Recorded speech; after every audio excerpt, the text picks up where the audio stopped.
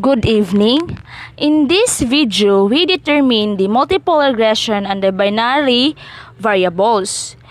We have two problems. First problem, the total expense of a hospital are related to many factors.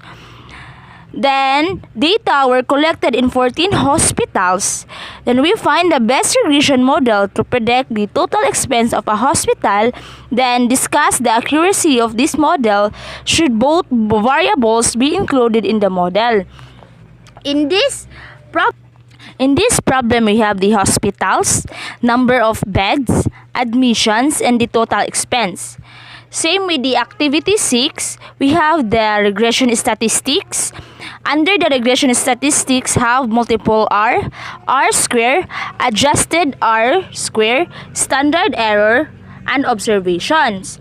The value of the multiple R is 0.98736,177. The value of the R square is 0.974883278. Then the value of the adjusted R square is 0.97031601. The value of the standard error is 8.3686269095. And lastly, the value of the observation is 14. Why it is 14? Because we have in this problem we have 14 hospitals. Next table, we have the ANOVA table. In ANOVA table, have regression and residual, degree of freedom, SSS, MS, F, and significance F.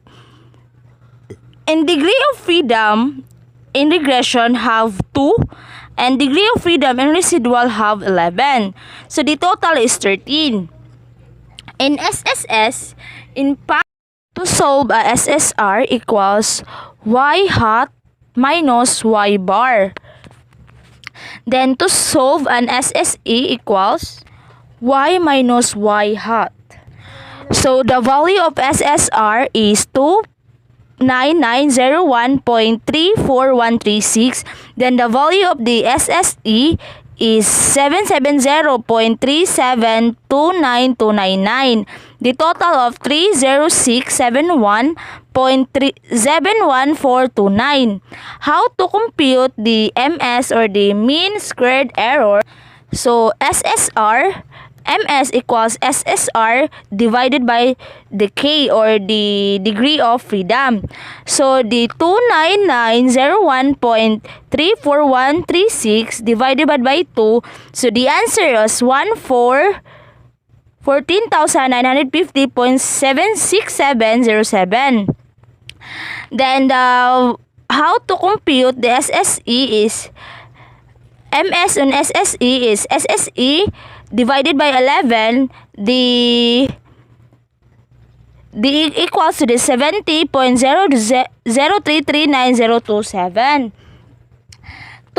To compute the F, we divide SSR divided by SSS of 14,950.6707 divided by 70.0339027. The result is 213.4776172. Then we have a significance F of 1.58415E-09. Next table, we have the intercept, the numbers of beds and admissions. So we have the coefficients, standard error, T-stat, p-value, and the lower 95%, the upper 95%, the lower 95.0%, the upper 95.0%. Same with the activity 6. So we have the coefficient of intercept of 0.65389224, number of beds 0.23061915, the admission is 0.22970981. The standard error 3.75649321. In intercept, the standard error of the number of beds 0.045154421. The standard error of the admission 0.09500658. The t-stat of the intercept is 0.1740696.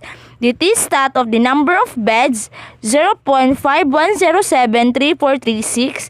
The t-stat of the admissions is 0.0950 6.55713868. As you can see in the table, we have the answer of the lower 95% and the upper.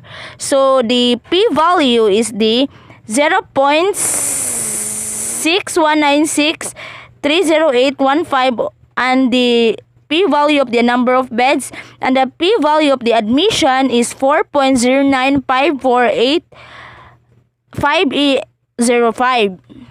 So this is the result of the significant multiple regression and binary variables on the problem 1.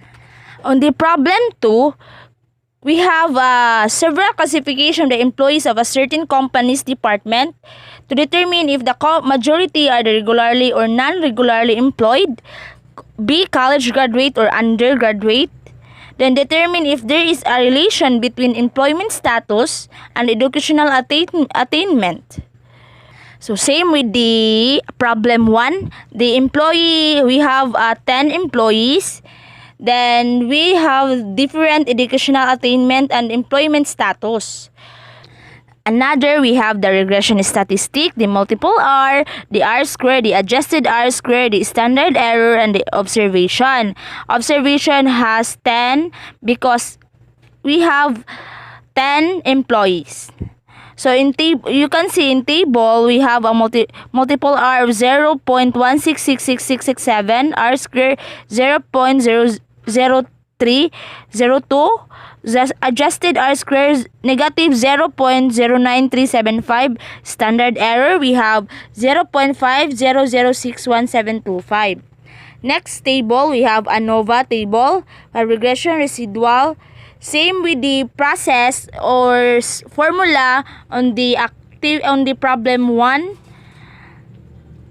So next table, we have the intercept and the educational attainment, then coefficients, standard error, t-stat, p-value, lower 95, upper 95. So the process on how to compute and the formulas are same with the problem 1.